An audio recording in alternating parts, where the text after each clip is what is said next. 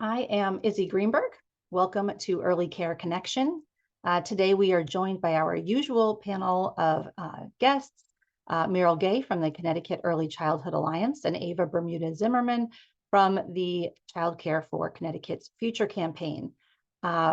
We also have special guest Congresswoman Jahana Hayes today, and then a little later we'll also be talking to the Office of Early Childhood about the QIS. So, packed day. Let me just let you know how today will go. So first, I would like to thank Sandra for providing interpretation for everyone and remind everyone speaking to speak slowly enough that she can get the message across to all of our folks joining in another language. A reminder to use the chat for conversation with each other or for technical difficulties, but please to use the Q&A if you have any questions for our panelists. I'd like to begin by first saying that the end of last week was National Child Care Provider Day, and Sunday was Mother's Day, and so we had a lot of celebrating to do in this community. So just wanted to take a moment and honor everyone here who is a mother or a person in that kind of caregiving role, and also all of our child care providers who are here today. So small celebration, I know, but I hope you all feel appreciated. Okay, so today, special guest, Congresswoman Jahana Hayes. We are celebrating a National Day of Advocacy today. Today is the National Day Without Childcare. And it's a special day, especially since this idea was sponsored by the Connecticut Morning Without Childcare Action. I should say inspired by Connecticut's Morning Without Childcare Action.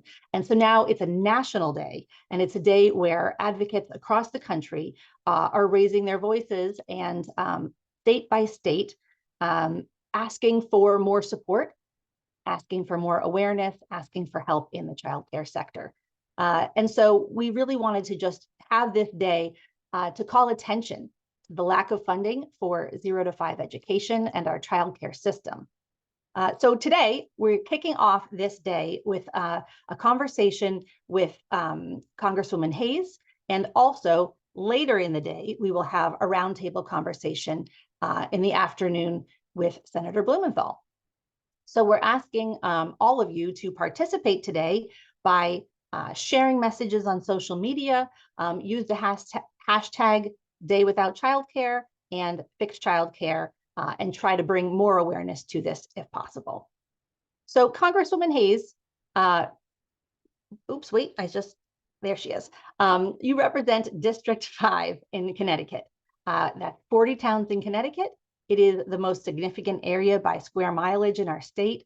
And your town ranges from cities like your hometown of Waterbury to tiny Cornwall. Your district truly sees the variety in our state in wealth and access and in childcare, and the extremes are very real. So most providers on this call live week to week, with some having difficult conversations around whether they can even stay open for the families in their region. We know here, because we talk about it every week, that the system is broken, but we also know that a clear solution is difficult to come by, and that more public funding is probably the only thing that will solve our crisis. So I'd like to turn it over to you to just share with our participants how you see the landscape for funding or bills to support children and families, specifically in the realm of childcare. And I'll turn it over to you and just say welcome and thank you so much for sharing your time with us today. Well, thank you all. Good morning, and thank you so much for having me today. And it is significant that this call is taking place the day after Mother's Day, when so many people on this call, so many working women, have to deal with the issue of childcare. My district is actually 41 towns, and it is the full spectrum, from small rural areas to large urban centers to suburban centers. And the issues are the same, no matter who you talk to, no matter where you are, and childcare is one of those top issues. The thing I will say is that it doesn't get any easier because the problem still has so many fixes that are needed. When I first ran for Congress, myself and May Flexer at the time I was the first federal candidate to apply for child care funds because I was a working mom. I was running for Congress and I had a child who needed care. And I remember people saying to me, don't do that. You don't want that to show up on your FEC report. And I said, I'm a working mom. I'm running for Congress and I need care. So I mentioned that because the conversation, there's this, it's stigmatized when women are trying to, women, men, families, whomever are trying to build their life, are trying to earn an income. And childcare is seen as a barrier as opposed to just a part of the natural process of people showing up for work. And it's not as difficult as it should be because there are legislative fixes, there are solutions, but the challenge is having people who value childcare networks in spaces that are making decisions. I've seen where at the federal level, we fought for provisions in legislation to address some of these issues. Unfortunately, although we got some relief in the American Rescue Plan, I remember in Build Back Better, when we were negotiating, one of the hard lines was adding childcare and adding the child tax credit into that piece of legislation. And there was so much opposition against it. People went so far as to say, this is not part of the economy. This is not part of getting people back to work. And we pushed back with the argument that people can't get back to work if childcare is an issue. And we see that over and over and over again. Connecticut, while we have many problems, we are celebrated in many ways for a minimum wage, having one of the highest minimum wages. I saw this morning on a report that we were the second best state for women in the workplace. But all of those things don't come without challenges. And unfortunately, many of our women just figure it out and make it work. They have a patchwork system of care. They have family members that step in, and it should not be this difficult. Some of the legislative things that we've done, I think one of the biggest, although it's related but not to childcare, but the child tax credit, which I think was one of the best things that we've done in the Congress, that literally reduced child poverty by up to 50%. It's been reported. For that to have been taken away is something that we have to fight to bring it back and make it permanent. When we were negotiating recently, this February, the reform to the IRS, it was, the contrast could not be more clear because I'll just say it, on the Democratic side, we were fighting to get a permanent child tax credit. On the other side of the aisle, their hard line was to get permanent tax cuts. So I think that that's what we're looking at. We have to look at legislatively, what can we do? In this year's budget, I'll just tell you some of the things that we were able to accomplish. There was an additional $225 billion for programs under the Labor, Health and Human Services and Education portion of our appropriations package, which is how we fund the government. Of that amount, $117 billion is going directly to children and families, $34 billion for the Administration for Children and Families, $8.7 billion for child care and development block grants that many of our child care centers have access to, $12 billion for Head Start, $4 billion for low income housing and energy assistance program, and $315 million for preschool development grants. I will say that the money for early childhood education programs this year, it was an additional $1 billion. This is the largest increase that this program has received. And it includes funding for a cost of living increase. So just those things don't come without us holding a hard line and making it priority issues.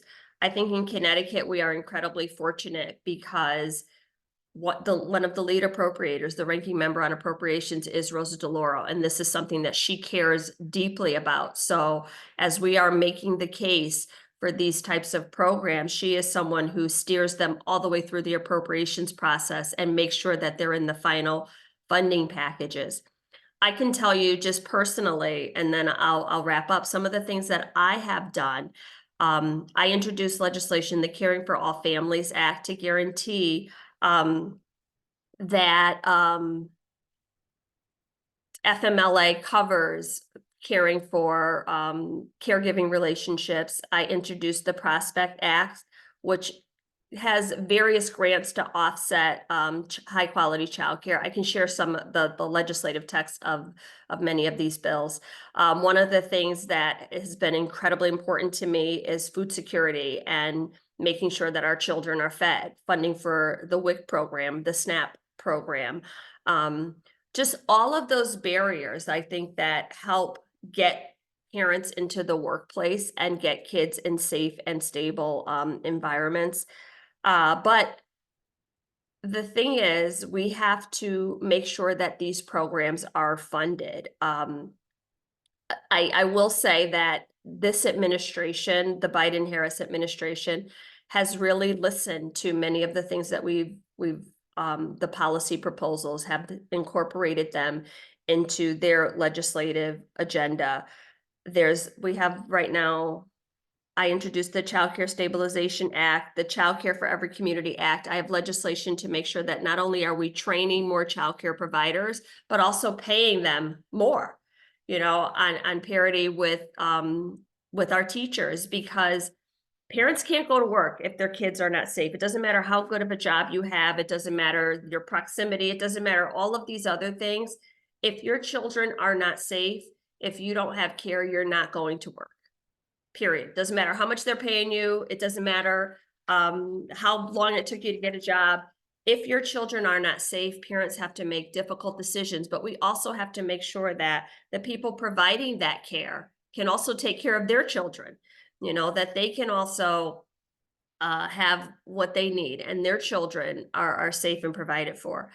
I will also tell you that we have had in the 5th district, I was able to get community project funding for a childcare incubator in New Britain. And we're trying to duplicate that process elsewhere so that we can bring more entrepreneurs into the childcare space, bring more people who want to start a business or don't know how to start a business, not only to have the access to capital, but to all the training, all the resources, everything that they need so that they can stand up their own childcare businesses. So again, I'll end there, and I just want to thank you all for the work that you do in this space. I think that a day without childcare is fitting because people are reminded of how important it is. We were at the Democratic convention on Saturday, and Chris Murphy was receiving the nomination. And once again, May Flexer was one of the nominees, and we were watching her daughter backstage because she said, I didn't have a babysitter and I had to come. And, and we had people who just proxy voting. So it's not just for work. We need a reliable network of care for before care, after care, weekend hours, outside of normal business hours, so that people can actively function and participate in their jobs. And I just thank you all for the work that you are doing and want you to know that this is something that is important to me, something that I have dealt with myself. I literally went to a 3rd shift position because I figured it would be easier for me to get care if I worked 3rd shift. I put my kids to bed, my grandma would watch them, and I would come home and get them off to school. So I recognize that so many families are dealing with this still to this day, and I legislate accordingly to make sure that we have the resources to close some of those gaps. So thanks again for inviting me and for the work that you do in this space. Yeah, and we are so grateful for you and your advocacy on this issue. I know that childhood nutrition is also really important to you. And I wonder if you have any, nutrition the farm bill, like what would be different for folks? Do you want to get into that at all? So this is yet another one of those areas where in the Farm Bill, which is about 80% of the Farm Bill is nutrition. And this is why I chose this committee. A lot of people didn't understand why I wanted to be on the Ag Committee when I went to Congress. And my response was very simple: hungry kids don't learn. And nobody on this committee is really outspoken vocal in that space. And once again, we are approaching a farm bill where there are proposed $50 billion in cuts to the SNAP program. So all of those bringing back work requirements for people who just making it so much more difficult for people to eat. I can tell you that hunger is a policy decision. We in Congress vote on budgets, we vote on the line items in those budgets. Feeding people is something that we can afford to do in the United States of America. And making it harder for people to eat, for people to access food, for elderly people, for veterans, for people who have small children, to have to worry about how they're going to feed them is unconscionable. And it is one of the things that is targeted as cuts in this farm bill. This topic has been all consuming for me over the last probably year and a half.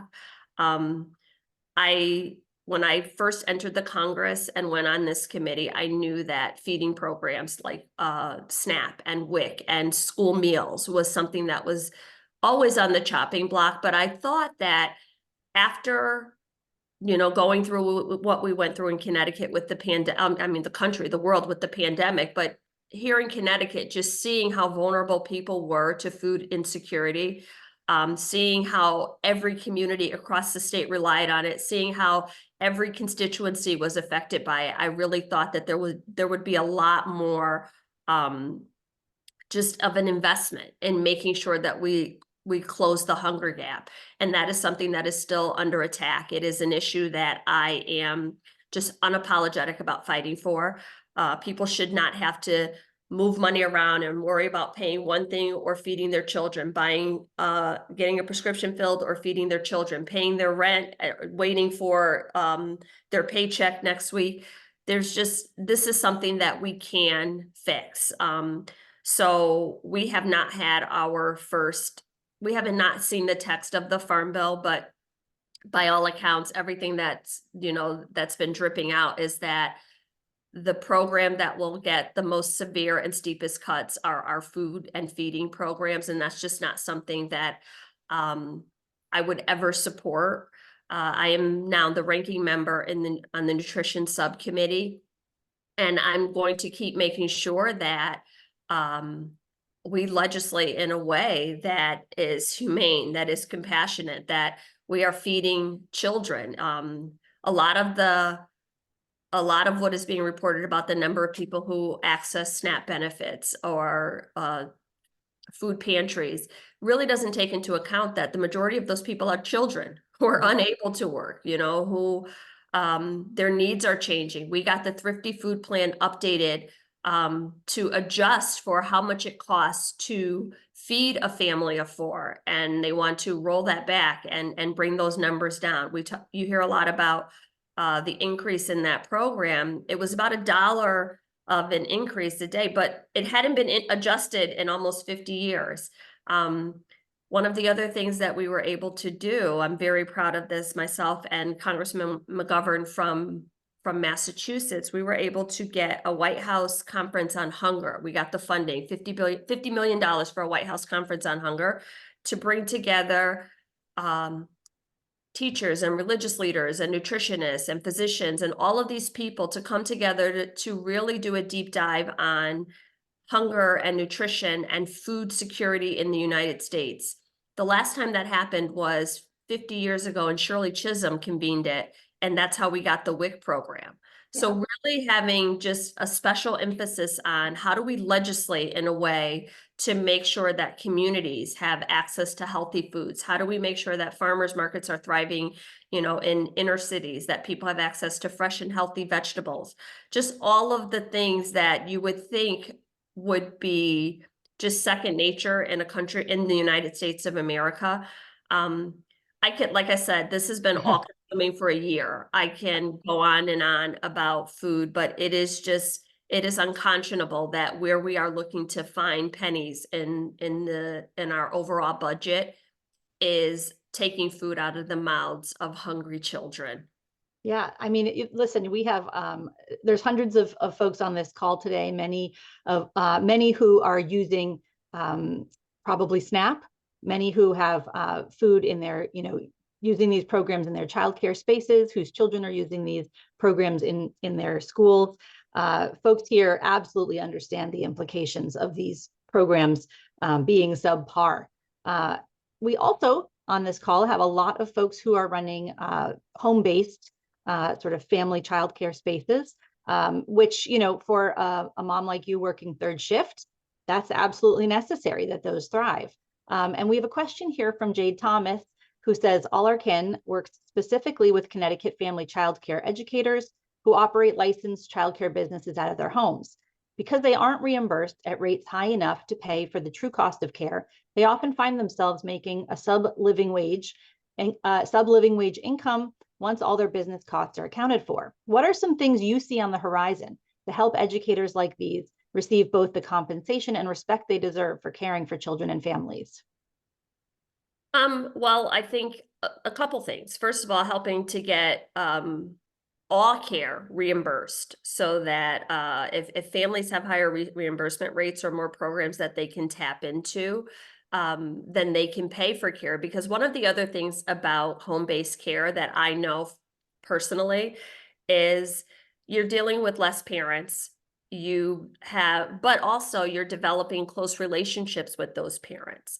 So I can tell you from my own experience, it's, well, you can pay a little less this week, or we'll figure something out, or, I at the last minute, I can't bring my child here anymore, and the space has to be filled. And they are not as rigid with their contracts as some of the other centers because they just, quite frankly, feel bad for Yes. their families, and they love the kids and are just trying to make it work. So making sure that there's reimbursement. Things like the incubator that I talked about is for just that, for people who are starting home-based businesses, to put them in touch with banks and capital and just financial strategies for how to manage their own business, because that's the other part of it. It's not just babysitting. It is actually, when you have a home-based center, you are running a business. So making sure that home-based centers have access to business resources. If they need to take out a loan to do some renovation, or, all of the things to make their site safe, putting them in touch with the people who will have to do inspections, or just becoming part of a larger network so that their business can operate in that way. So I think that the childcare incubators and programs like that, access to that kind of funding is great, because it funnels it down, not just to large centers like Head Start, or our YMCA's, or larger new opportunities. I'm thinking things like that, but to make sure that we have those family-based centers, those community-based centers that in most places are a lifesaver for people, because they're close, they're people that the hours are much more flexible. So just making sure that we are not meeting every level of the childcare ecosystem, so that it's not just the bigger centers, but people who want to be trained to go into opening their own center can have access to the business side of it, the resources that are available to everyone else. Yeah, I mean, yes, 100%. So let me also say to folks here, I'm sure you're all aware, but Connecticut's federal delegation is very supportive of childcare. And we're lucky to have so many folks representing us on the federal level who get what families are struggling with and really do understand and can imagine with us the system that we would love to build. So you all can't do it alone. And I'm wondering if, I know this is sort of the last question we have, but what are the ways that you would like to see our community support you, encourage you, help you to be able to push forward the kinds of changes that would so help our industry and would so help children and families in Connecticut? What do you want to see from us? And what would that partnership look like to be able to support you fully in being able to make the change that is possible, understanding the limitations? I think that today is a perfect example of the work that a day without childcare. really amplifying the message. What I've learned since I've been in elected office is public sentiment is everything. That's Yeah. what pushes the needle. And what you guys have done so effectively is to put a face to what this looks like in our state. It's not just single moms, working minimum wage jobs. It is everyone from the partner in a law firm to your elected officials. It runs the spectrum. And I think when that happens, it humanizes the problem, and more people are invested in coming up with the solution. This is not just a problem for low income families. This is Yes. for everyone in our state, and people make uh, so many of their families' economic and financial decisions around how much they have to pay for childcare. That's generally the first thing they do. And oftentimes that's higher than their mortgage, higher than college tuition, higher than medical bills. So really amplifying that, providing, you guys are just phenomenal with data and statistics. Because a lot of this it's not touchy-feely. It's not about how it makes me feel. It's not about I just love kids and want to be there for them. It's look at what the data says and how this affects our economy, how this affects employers, how this impacts businesses deciding to open and stay in our state. If people don't have access to housing, to childcare, to all of the things that make people stay. So just being present, amplifying what it looks like, providing the data, I think is one of the things that is just crucial to the work that we do. My staff pulls from you guys often. You guys are always there to provide a resource or a quote or something just to help other people understand it. But then being crystal clear in your advocacy of who are the legislators who support this work? Because I remind people, you can say you have to talk to people all the time when you're running for office, when you're in office, and you can say anything, but who are the people who are actually voting for these policies? Look at people's policy positions. Look at how they voted. That's how you know where your elected officials stand. Not what they say, but how they vote. How they vote when it matters on the issues that matter to you. And I think that because I have just been so deeply impacted by every part of the childcare spectrum, I know what it's like. But you don't have to have lived through it to know that it's the right thing to do. Yeah.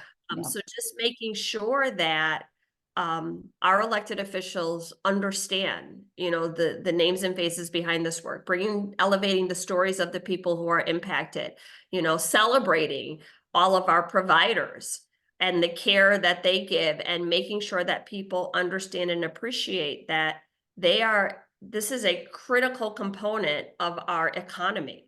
Yeah. And without it, our economy doesn't thrive. You can't talk about, and this is what we said during the pandemic when we were negotiating, you can't talk about reopening the economy. You can't talk about putting people back to work without talking about childcare. Yes. You can't have any of these conversations. So don't make it inextricably connected, where if we're talking about attracting businesses to the state of Connecticut, how does that translate to opening more childcare slots? So just really being just unapologetic in taking a seat at the table and a place in these conversations, and not have childcare and the childcare sector discussed as babysitting, because it is not. That's right. That's right. Well, we all clap to that. There's a lot of hearts and claps and thumbs ups coming through the screen. I don't know if you can see those. There's a lot in the chat. Folks are grateful for you, grateful for the work you're doing on childhood nutrition, and just for being a person who really understands what families and children need, and the struggles for providers. And I'm even seeing in here, there's people are asking questions that are kind of more state-based, but regulations and when will this happen? But the true answer is that if we're not getting money from the federal level, a lot of what's happening on the state level is tiny picking around the edges. We really need systemic, full, important change on the federal level that can help every state. And you're right. That is why But also childcare is so helpful. It has to be permanent change. That's right. Yes, Things yes, have yes. to be codified into law because otherwise we're giving with one hand and taking with the other. Otherwise, we're having policy passed at the federal level that then the state has to make some tough decisions about what do they pass for other things. We have to normalize the fact that when we pass legislation for childcare, it has to be spent on childcare. When Yes. we pass legislation to make more slots available, it has to be spent to make more slots available. And that is when you have intentional wording, when you are saying we want to hire childcare workers for birth to 3, Yeah. and just be super intentional about what that means and what that looks like, and overlay that with making sure it gets to the communities that need it the most. Mm-hmm. Yeah. Congresswoman, thank you so much for your time today. Thank It's you, and thank you guys appreciative. for everything. Use us as a resource if you ever need folks here to help you understand the system, to provide data, to testify on something. We've got a robust, active, influential group here. So thank you again for all of your time and for the work that you are doing on behalf of Connecticut. Thank you. Take All care, right. everyone. Thank you so much. Okay, everyone, the other stuff that's happening today, Congresswoman Hayes is amazing. She is doing great work. And we're so appreciative of her for being here to honor the Day Without Childcare, which, can you imagine if the entire country's childcare infrastructure shut down for a day, how much that would be felt? And now, as she said, we've got huge hearts, and it's really hard to imagine doing that to our families. But in a way, it's doing it for our families so that we can get more permanent, lasting change. I did put the Day Without Childcare link into the chat. So if folks, we did put this up on Facebook Live as well. If folks want to go back there and watch it or share it, we'll also, as always, have the link to the recording up on our website sometime in the next 24 hours, hopefully sooner, so that you guys can share that today. But we also have other activities happening today. So we started the day with Congresswoman Hayes, but we are going to continue on with this day with a few events with Senator Blumenthal later in the day. So if you go to the Child Care Changemakers Day Without Childcare link that I shared in the chat, and I'll share it again, you can participate in those. And also, again, remember that if you can't make it to any of these events, sharing out, amplifying messages on social media about this day really do help to bring awareness. If nothing else, awareness, which gets us to a place where we can begin to make a little more change on the national level. Okay, so listen, we didn't get to all of the questions, but I want to be clear. Some of the questions were a little bit more state-based. And so I just wanted to let you all know that if we didn't answer your question, it may have been a little bit less relevant for the federal questions, but we can get back to those when we're talking more about what's happening in Connecticut. Okay, so we are going to now shift gears and we're going to go to Connecticut Office of Early Childhood. Deb Fliss, I believe you're the person who's going to take the lead on this segment. And so just want to introduce Deb Fliss from the Office of Early Childhood. We are going to now get into a conversation about QIS. So welcome. And we've got a little screen share here for you. Good morning. Thanks, Izzy. Sure thing. Pleasure to be here on an exciting day of a lot of things happening. Just want to make a small amendment to Izzy's intro, which is that we're talking about qualified workforce incentives. Oh, excuse me. Yes. It's all right. There are ample acronyms in our work, and we My apologies. jumble the alphabet occasionally. But do want to be clear, we're talking about qualified workforce incentives, QWI. This is an initiative to help recruit and retain qualified center-based early childhood workforce members. Margaret Gustafson is here, and she's going to talk in more detail about qualified workforce incentives, how you get them, what we have provided thus far, and a little bit about the details of how the system works. We look forward to processing your applications, to answering your questions here and in follow-up, so that folks have the detail they need to either apply now or move forward with earning the credentials that they need to be eligible for a qualified workforce incentive. So I'll turn over to Margaret. Thank you. And let me interrupt to say I'm so sorry. I have QWI written on my screen. It's So my okay. apologies. We're good. Here we go. Good morning, everyone, and thank you.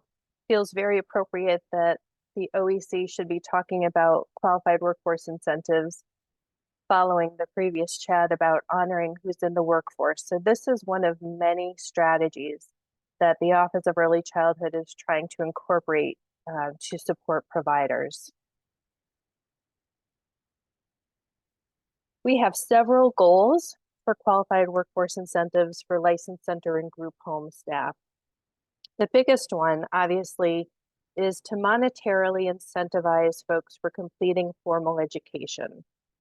And by formal education, as you can see in the slide, we have all this information verified in your registry account when you enter it in. And we're looking for current CDA credentials from the Council for Professional Recognition, an associate degree in early childhood education, or a bachelor's degree or higher in any field and 12 early childhood credits, or a bachelor's any field and current Connecticut State Department of Education teacher or administrator certification. Those are our education benchmarks. It is for staff in licensed centers and group homes. You'll note that staff is defined broadly as administrators and teaching staff. As I said, all of the information is confirmed in your registry account. We have a note at the bottom, just as a reminder to folks that the family child care providers, because obviously this is for licensed centers and group homes, but licensed family home providers receive their compensation pieces through the CSEA, SEIU Family Child Care Union Agreement. So we're going to move forward with the continuation of our goals here, because we also want to make sure that folks are connected to OEC scholarship. We have a very generous scholarship assistance fund that will allow you to move debt-free through an early childhood associate or bachelor's degree, CDA credential, work for your 120 content hours and fees. We want folks to take full advantage of that. We'll be opening that actually this week to begin covering summer and fall courses. The second goal on this slide is to make sure that we can use our registry as an application platform. We know that you all already put so much information in the registry, and we don't want you to have to duplicate that work. So everything is already in your account, and the system reads it to look for your compliance and eligibility for different programs and benefits. The third goal was to make sure that we make a secure and ongoing pathway for payments. And this is the first time that we've done this through the registry. You'll see it's been very, very successful. We're so excited about that. And this initiative is a little different from other OEC financial supports because the payment is made directly to the individual. It is not made to the program. So the individual will receive information after being awarded about how to get the money direct deposited into their bank account. Everyone always asks, when does this end? And we're so happy to say that it doesn't have a known end date. OEC is really committed to making sure that this is a long-term vision, right? We've been doing scholarship for many years, for decades now. We've wanted to be able to make sure that we have additional pieces in place to recognize that. So this is indeed part of a long-term vision for supporting education qualifications.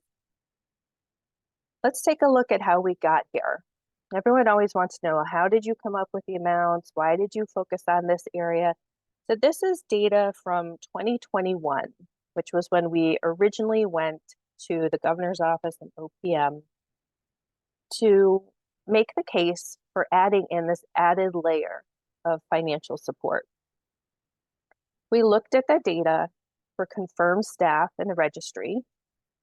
And as you know, at this time, the only population that is required to have accounts and maintain all information at all times are the OEC funded programs. And so this data is from those programs that receive any combination of school readiness, child daycare contract, Smart Start, State Head Start, Smart Start for Recovery. And we look to see the breakout between all of the settings that are non-Board of Ed to see where they were. And you can see the differences side by side here. To give you a little bit of context, the operational administrator in the right-hand column that's making a little over $60,000, that equates to about $29.22 an hour.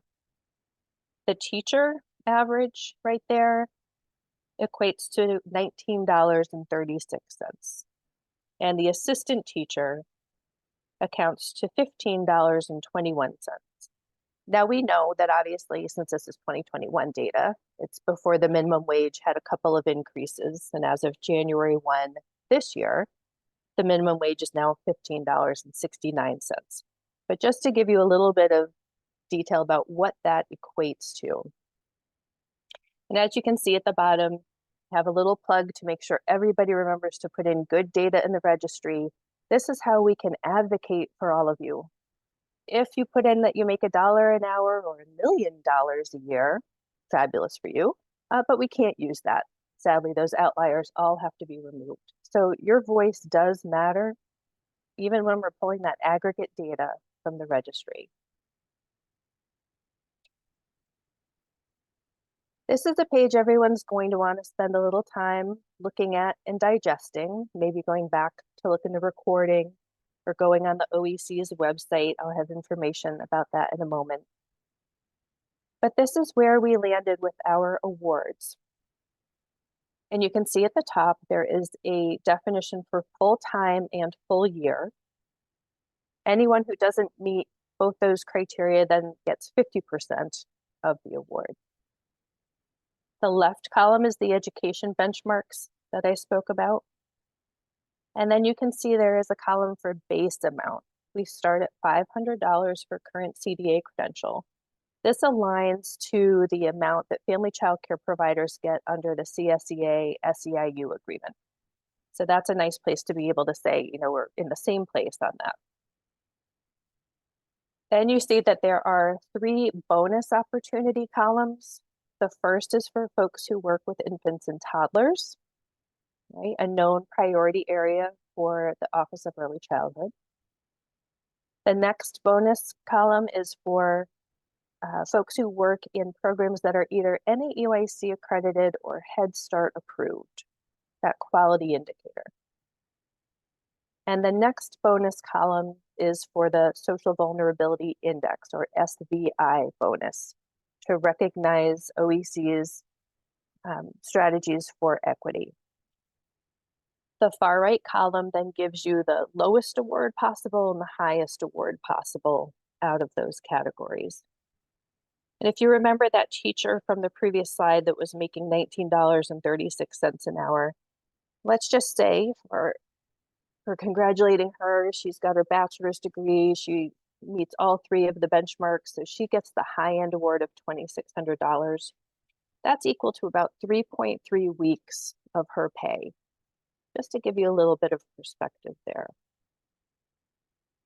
The awards are taxable. It is a one-time award per education benchmark, but providers can come back and apply as they achieve higher benchmarks. So they will get the difference between the next highest award and their lower award for every one that they achieve.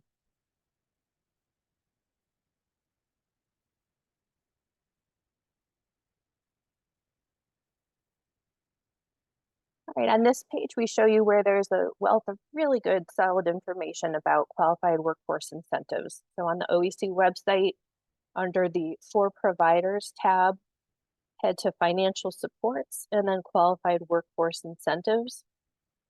There is that landing page, and then there is a Frequently Asked Questions page, which has really great information on it, including all the eligibility. The table that I just showed you about the awards is also there. Another thing on this page, toward the bottom, are links to some things to help spread the information, right? We always love to help spread some really good news. So at the bottom of that page, There are QWI flyers, checklists, and posters in English and Spanish. The larger screenshot on the right shows you what the checklist looks like. So if you're an administrator and you're trying to help some staff get ready, we would really love for you to just have these available. Take a look to see where your staff are in the registry. You have access, administrative access users have access to the education and training reports to see where staff are. The really great thing about this application in the registry, though, is that when you apply, the system will tell you if you are missing anything so that you can just go back, take care of that piece, and come back around and apply when you're eligible. So don't hesitate logging in and applying under your incentives. We had a few questions from one of the last calls that we wanted to just talk about. The first was, does the qualified staff member level have anything to do with QWI? Qualified staff member is in legislation for OEC funded programs, and it talks about the goal of having a designated qualified staff member in every classroom by 2029 that meets a bachelor degree option. QSM is separate from QWI, and you can see full details on the OEC website under their general policies. We have the link written there too. How will currently passed legislation impact QWI? We want you to watch for announcements about that. As soon as things are solidified, we'll be working hard to make sure that we have implementation plans for all of those things. So there will be information coming.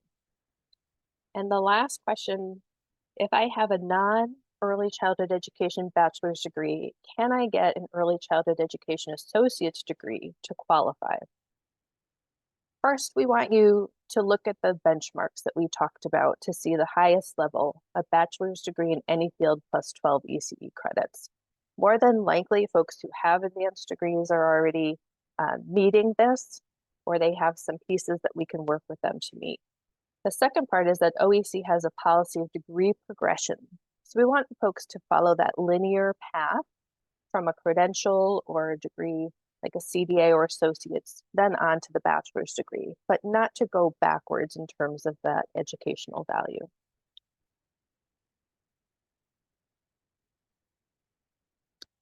Here's where we are, where we've come from. We opened in January of 2022 solely for teaching staff in OEC funded programs that were licensed centers and group homes. Then we moved on in October of 23 to teaching staff in any licensed center and group home. Very quickly in December of last year to include administrators in those same licensed centers and group homes. And in January of this year, expanded to include the bachelor's in any field plus 12 ECE credits. And so that means as of Friday, we have awarded 2,398 QWI awards for a little over $4 million paid directly to those awardees. The next question that usually comes up from folks is around how quickly will we find out? How does this happen? How do I find out, what's happening within the registry? So we wanted to give you a little bit of an update. As you know, we have been expanding our registry staff to be able to support statewide initiatives. We are completing most phone calls and emails within 2 business days. So sometimes that means that we get back to you and say, let's keep talking about this. We have some things you and I each have to work on, but almost all of them are completed within 2 business days. Processing most transcripts within 10 business days. Again, that most piece, we find that there are some things we do have to research, but for the most part, they're moving pretty quickly. We'll reach out to you to let you know if there is something within your college transcript that we need some more information on. And we're processing most QWI applications within 2 business days. It is very quick. Once your information is in the registry, we're moving along very, very quickly. And just a note that once OEC does the approval, you then will follow a process to enter your bank account information, and your deposit is usually completed within 2 weeks. I would say for 99% of our applicants, everything is easy breezy smooth. The 1% is typically, if you're unsure about your banking information, just reach out to your bank to ask them for support about what you would be putting in for an electronic deposit. That's the place where some folks get tripped up a little bit, but very, very little. So huge congratulations to our awardees. $4 million plus out the door has been a really great success.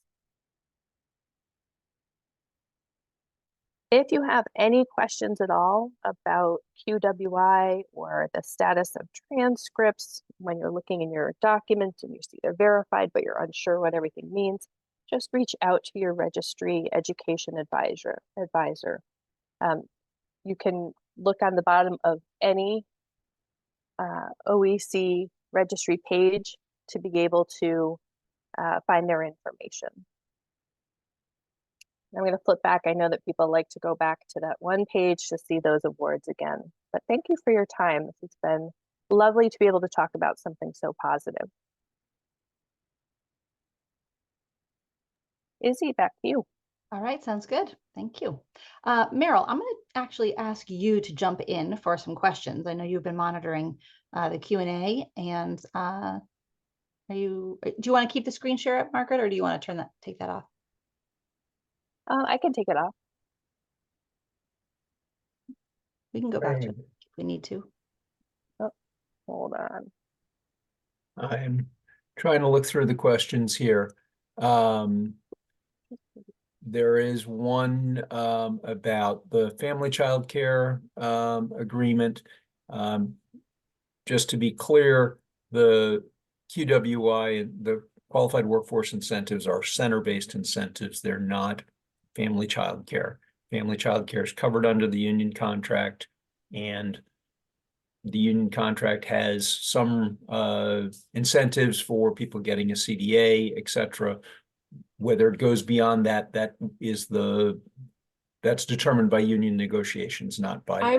I'm a little confused by that, Margaret. I understand the union part, but not all family childcare providers are unionized. Not all of them accept Care for Kids. So what happens to the non-unionized providers? Okay.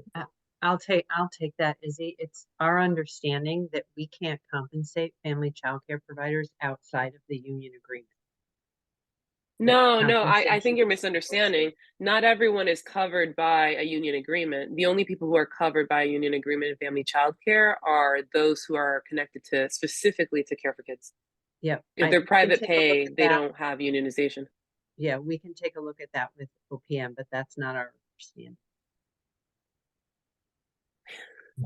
When you yeah, I'm not going to go in a back and forth here, Deb, but when you do talk to OPM, you can go back to the original legislation on who's covered with the union. Okay. So I do have some other non-qualified workforce incentive stuff to talk about. The Child Care Development Block Grant Plan has its public hearing today. And the comment period on that plan is open for another 11 days. Let me just post some information here. Hold on, Meryl, are we done with the QWI section? Unless there are other questions that haven't been answered, I don't really have another, this is something that is an incentive when you get a new degree, or if you haven't yet applied for it, but you have the right qualifications, you can get that bonus. But it's a one-time incentive, and it's only for center-based programs. It's not for family child care staff. I think that's really it's a great incentive to, when you get your associate's degree, to be able to submit your information and get that bonus. That's a great thing, or a bachelor's degree or CDA. That's all good. I don't think there are any other unanswered questions that we need to. I want to just double check. Ava, was there any of the Spanish questions that didn't get answered? Questions in Spanish, excuse me. No. Okay. So then good. We'll wrap that part up. Thank you so much to the OEC folks who are here today to help us get through that part of it and answer those questions a little better from last time. Back to you, Meryl, for your other announcements. Sorry, I just wanted to wrap that segment up.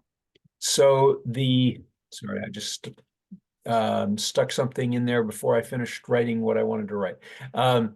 That is a link to the Child Care Development Block Grant comment page. So the Child Care Development Block Grant is the federal money that comes to the states to fund care for kids. So every 3 years, the state has to submit its updated plan on how they're going to administer care for kids. So that is things like affordability for parents, access to care, how providers are paid. There's a lot of important stuff if you're a Care for Kids provider included in that plan. And we have just changed the law around Care for Kids in a couple of important ways. The old regulations are eliminated and to be replaced by policies and procedures that comply with the federal law. The federal law is more flexible than what Connecticut had been operating under since Care for Kids was started. There are a number of new changes in that law, encouraging states to make it easier for parents to apply, encouraging states to pay programs prospectively as opposed to after the fact. There are suggestions that you use presumptive eligibility, which we obviously haven't been using, that states can contract providers to provide Care for Kids services to assure that there will be affordable care in communities where it's difficult to find care. And then one of the other important changes was that the federal government now wants to limit the parent copay to 7% of income, where Connecticut has been at 10% in the past. So those are all things that are changing. And now we have another change in the law is that families on Medicaid are going to be able to, are added to the list of eligible families, so that a family who is not working but is on Medicaid can, which I think that's Husky A. Am I right on that? I've never been clear as to what letters go with which Huskies as to which eligibility standard it is. But that is added after the category of in workforce training or in college. When we have a wait list, those are categories that we don't get to. And so now we have another category that we may or may not get to. The other thing that happened in the legislative session was that we added $18.8 million to the Care for Kids budget, which may make it actually possible to get to some of those wait list categories that have been sort of lingering on the wait list and haven't actually been getting certificates. So the plan itself is over 200 pages. It's a form. It is not 200 pages of narrative that one would have to read. It has 10 different categories that you can easily scan through to look at things that are most important to you, like affordability for families or payment procedures to providers. In that link that I posted a little while ago that says surveyentrance.com, that is the public portal that you can submit testimony, submit your comments on. At the top of that page, I don't know, maybe I could share my screen. Sure. Let me just get myself into that page. Okay, here we go.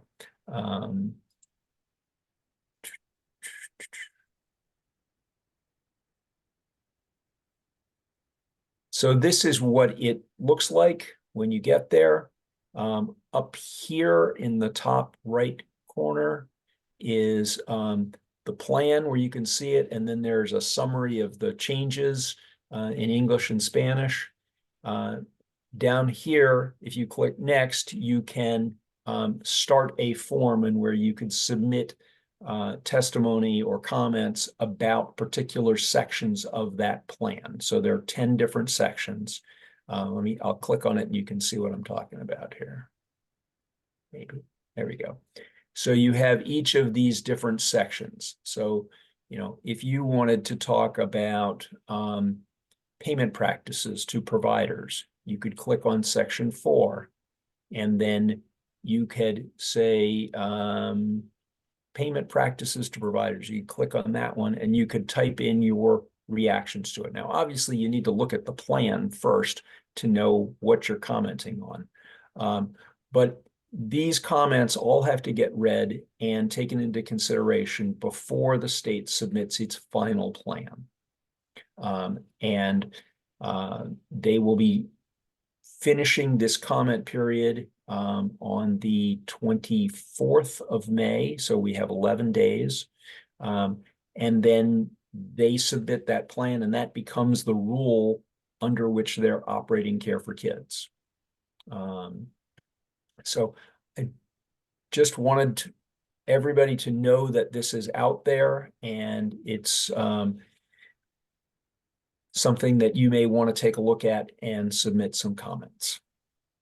There's a public hearing today at 12:30, but if you haven't already read this and have some concrete thoughts, I would suggest that you focus on the written comments rather than trying to scramble and say something in 3 minutes at 12:30. All Happy right. to take any questions about that. Okay, let's see if there are any.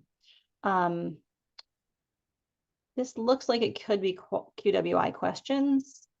So no questions in the Q&A about that. Okay. All right. Okay. All right, great. I'm going to turn it over to Ava to do another round of announcements, and then we'll talk about next week. Ava? I'm going to say it out loud. I was just in the middle of answering Eileen Costello's CDA question, but I'll say it out loud as well. Eileen, in regards to CDA programs being offered on the internet to folks as part of their access to resources, we are part of, me, Meryl, and others are part of the OEC steering committee. So I will make sure to mention that in our next steering committee meeting that's in about a week. I'm not sure if Maggie and her team saw your comment about asking about access to programs, but we did not ignore it. So I just wanted to put that out there. But my announcement, today, as Izzy mentioned a few times, is the National Day Without Childcare. And we have to give ourselves a pat on the back that this day exists because of our courageous ability to do something here in Connecticut, right? We were the first nationwide to have a day of action, and we are now participating in the National Day of Action. So as Izzy mentioned, we're doing stuff on social media, we're doing stuff in person, but one of the more simple ways to be part of the cause, be part of the day, is that Childcare Changemakers, the organization that is sponsoring this day of action, has a childcare pledge, a pledge that we are, anyone who signs the pledge is basically saying that they're part of the movement, that they're dedicated to the cause, and that they want to see funding happen, right? So I'm going to add the pledge link to the chat, and I'm hoping that all of you sign this pledge. To quickly read the pledge, just so you know what you're signing. It's pretty simple. And then let me just grab the link here. Okay. It's a pledge that we will keep fighting together. The pledge says that, and I'm just paraphrasing because it's a whole page, but we will keep fighting together until we win more funding. We are living and thriving. We can only live and thrive if we have the wages that providers deserve. We are pledging that equitable childcare system is built on racial justice, and we are pledging that affordable childcare should be affordable to all families. And then each of those categories that I just read has more explanation of what it means to be part of this initiative, right? That we're not leaving anyone behind, that we're doing this in solidarity. So I really do hope all of you have an opportunity to, submit your your pledge signature, because there truly, I've been on the national calls, there's truly thousands and thousands and thousands of providers just like you who are really passionate about getting more funding. And when we, speak in unison, in one voice, as we've seen with our legislative sessions, that's how things happen, right? Being mobilized matters. So I just wanted to add that before we all dropped off. And I did add it to the chat. Thank you, Ava. And, listen, we have all done a fantastic job of advocating on the state level. And so much of what we focus on here is Connecticut, because that's where we can make the most, the quickest change for the most people around regulation, around, demanding more from our state lawmakers. But truly, the biggest change will have to come from the federal level. So participating in days like today, where we say, you know what, today it's not about what's happening in Connecticut. Today it's about what is our country doing for children and families? What is our country doing for providers, for teachers? And so that's the focus today. And so if you can, attend any of the other activities that are happening today. If not, please go to your social media feed and share out on the Day Without Childcare. Share your own story. Do a quick video. Post something small. Point it towards your federal delegates. If you don't know who they are, you can easily find those. Meryl, maybe you could put a link to how people could find their federal delegates.